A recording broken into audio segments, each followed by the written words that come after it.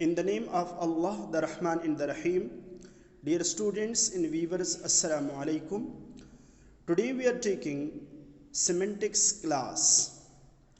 Today's lecture is on homophones and metonymy in semantics. First of all, I'll give you the outline of the lecture.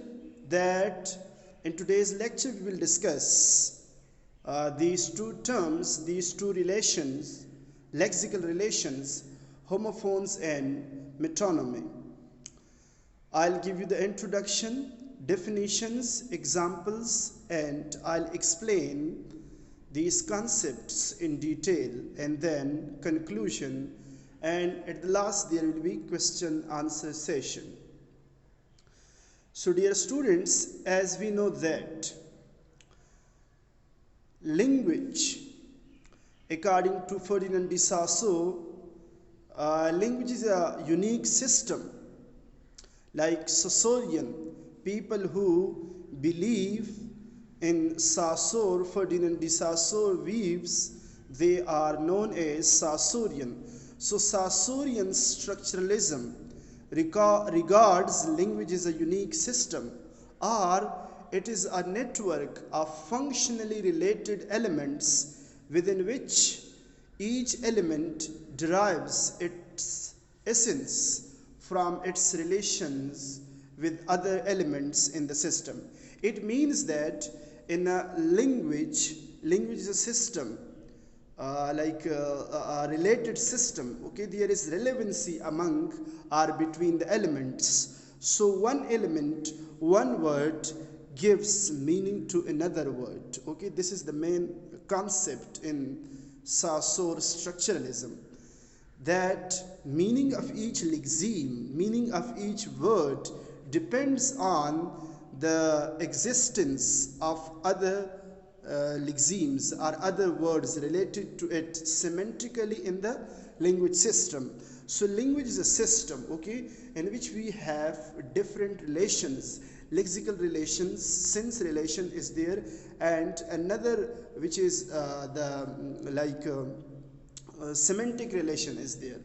So words are lexically linked, words are semantically related, like there is lexical relations. We have discussed, dear students, these relations in detail, that synonymy, antonymy, polysemy, and hyponymy. Okay, hyponymy, all these relations are also known as sense relations or semantic relations. Okay, so today we are studying other two types of relations. The first one is homophones. Homo is a prefix, it means the same or alike. So homo means same. Okay, phone means sound or speech sound. So now what's meant by homophone? Homophone means same sound, okay, same sound, two words having same sound, having same pronunciation, so they are known as homophones. According to Jajiul, okay, according to this study of language, when two or more written forms have the same pronunciation, they are described as homophones. For example, beer, okay, having a different spelling, different structure, but same pronunciation, same sound. Like meat and meat, we have like a spelling is different, weak and weak, pale, pale. Okay, pronunciation is same. So the bottom line in homophones is having same pronunciation with different meanings, with different structure, with different spelling. Right, two. These three are homophones because they sound alike or they sound the same. According to Oxford Advanced Learner Dictionary, homophone is a word that is pronounced like another word but has a different spelling or different meaning. For instance, some and some. Look, the word some, like we have two some, okay? One is for question and another for some means for quantity. Berry. Dear students, remember it's not bury, it's berry, okay? B-U-R-R-Y, berry. Berry, like blackberry, okay? Strawberry, others examples are there. Bite and bite, bold and bold, born. So now homophones are words having same pronunciation, different meanings, different spellings, and even different origin. So they are called homophones because of the same pronunciation, okay? Meaning wise they are different, but according to pronunciation, according to seeing, according to the way of seeing, they are called homophones. So homophones are such words, they are alike in pronunciation but different in meanings. Another sense relation is metonymy. Okay? Metonymy is the relation that is found in words' meanings, okay? Simply, it is based on close connection between words in everyday experience. In daily expressions, we are using words, so this relation, this closeness in meaning is related to the daily usage of words. It is also called container contents relation, such as bottle and water. So like bottle is container for water, so something inside, like in something, when we are having something, like in bottle we have water, so water is content and bottle is container. So this is called container contents relation, okay? Or it is sometimes called a part whole relations, such as car and wheel, okay? When we are referring to car, we are seeing that wheel, so actually we mean car. Like for example, if we say that please bring a bottle means bring like liquid and that very container, but the content is liquid, that is water or anything else that you want to drink, but you mean to bring a bottle, you mean something else, but you say like bottle for that very thing. So likewise, when we are referring to other things with its parts, okay, we are calling for the whole just the part of that very thing. Metonymy can be a representative relationship among the words, among the concepts, among the symbols, such as king and crown, okay, the president, the White House. So now there is, when we are using the White House for the president, this is called representative relationship in words, okay? For instance, if we say Islamabad says, we are seeing that Islamabad says, or the White House orders. So the White House or Islamabad means the president, the country responsible people, they are saying, they are ordering, but actually we are not naming the president, we are not mentioning that very thing, but we are referring, okay, so with the help of metonymy.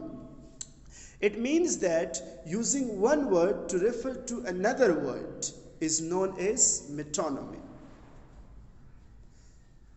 Clear? The concept of metonymy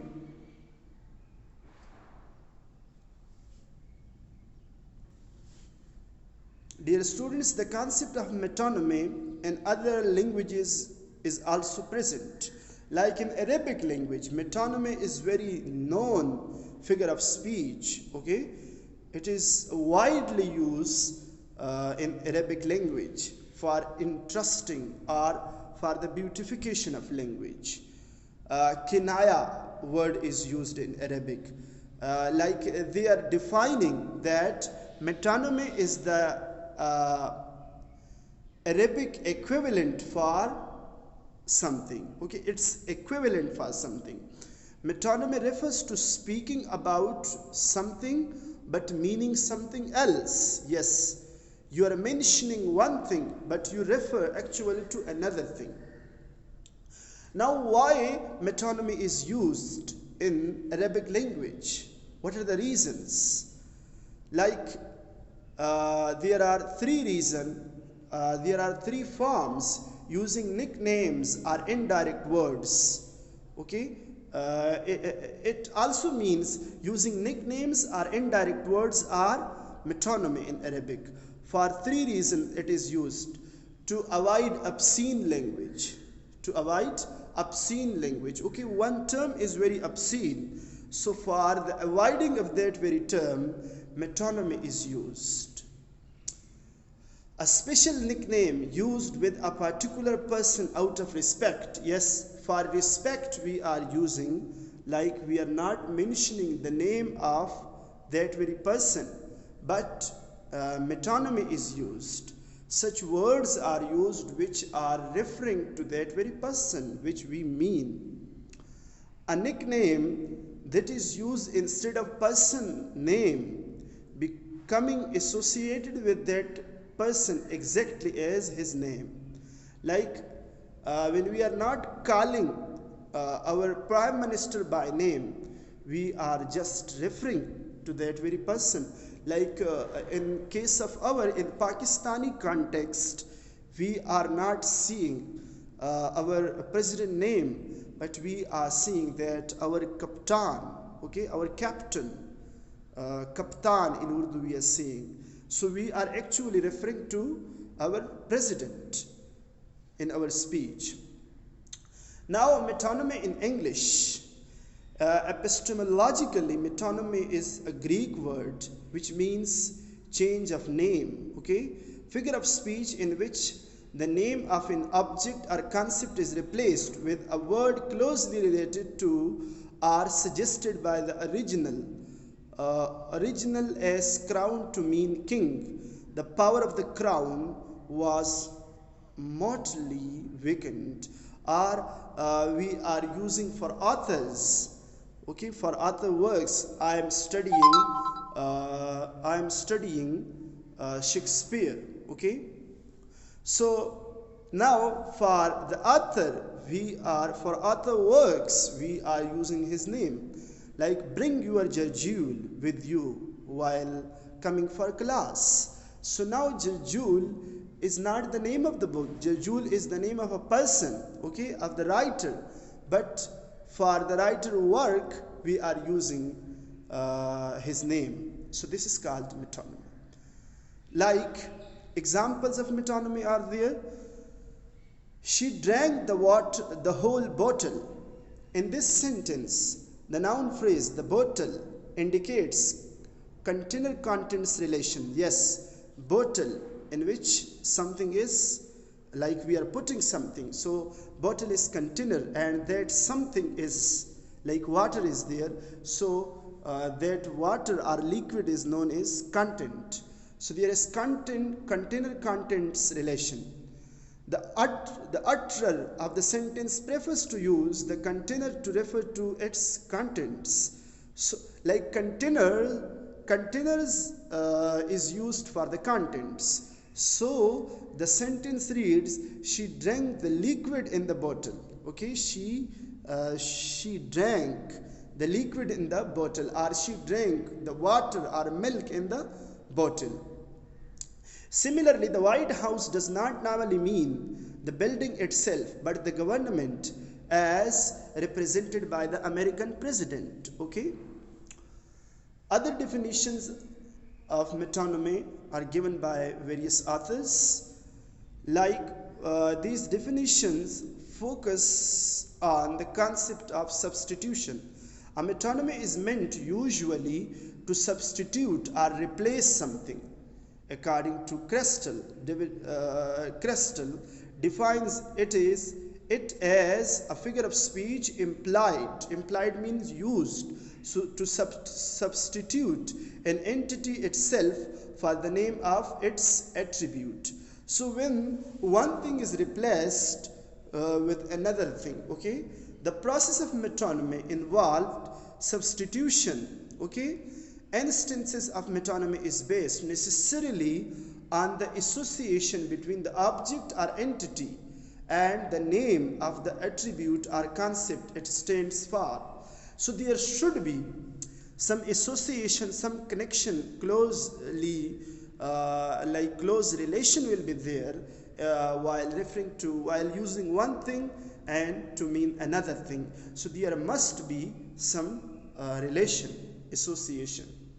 Now there are different types of metonymy, as we mentioned that continuous contents relation is there, part in whole relation is there, and another is representative symbolical relation is there, okay. One of the classification put forward for types of metonymy in English is that of Lokoff and Johnson, okay. Like we have the part for the whole. A metonymy is in which reference to a characteristics or important part is used to stand for the corresponding whole. For example, we don't hire long ears. She's just a pretty face. The Giants need a stronger arm in right field. In these sentences, long hairs, face and arm refer to people with particular characteristics from the point of view of the speakers. So just he is mentioning some parts of these particular people, and he is referring to the whole body. Now why we are using these metonymy? What are the functions of metonymy? First of all, the first function is to give emphasis, to give special attention to something. Then we use metonymy, okay. Materialization. Metonymy can function as a means of giving abstract meanings a perceptible form full of liveliness and vivacity, okay. To give like a living being, living things characteristics to non-living things, okay. So these are like the functions. Another function is that when something is unpleasant, for the avoiding of unpleasant expression, we use metonymy in our speech or in our writing. For example, this is example from the Holy Quran. Or you have touched the women, okay. The touching of women is metonymy for sexual intercourse. So this the word touch is metonymy for intercourse, for sexual intercourse. But the word touch is very fair. It is a normal word, and it carries respect in itself. So these are the function. Concealment and disguise, okay. When you conceal something, when you want to hide something, okay. A speaker may wish to keep hidden the identity of the referent out of fear for his reputation, okay, or out of respect for him. So then he or she is using metonymy, okay. Brevity. A shortcut can be generated through use of metonymy, which results in a whole range of meanings. So these are the functions of metonymy that we are using. Dear students, examples of metonymy are a lot in English as well as in Arabic language. Like we are seeing in Arabic, in the Holy Quran, there is verse, وَأَرْسَلْنَا السَّمَاءَ عَلَيْهِمْ مِدْرَارًا. So وَأَرْسَلْنَا السَّمَاء, sama means the sky, but it actually means rain, that we are pouring rain from the sky. So sky is metonymy for rain. Okay, sky is used for the rain, and the word rain is replaced with the word sky. So we have studied in today's lecture two other lexical relations. That is, the first one is homophones and the second is metonymy. Metonymy is a sense relation. It depends on ability to infer, okay, to gain, to generate meaning, what the speaker has in mind. Like you have to focus on the speaker meanings. You have to understand what the speaker says, what the speaker wants to say, okay. So this is metonymy. It depends on context. Yes, contextual knowledge is also necessary for understanding metonymy. Background knowledge is also important for the inferring of meanings of metonymy.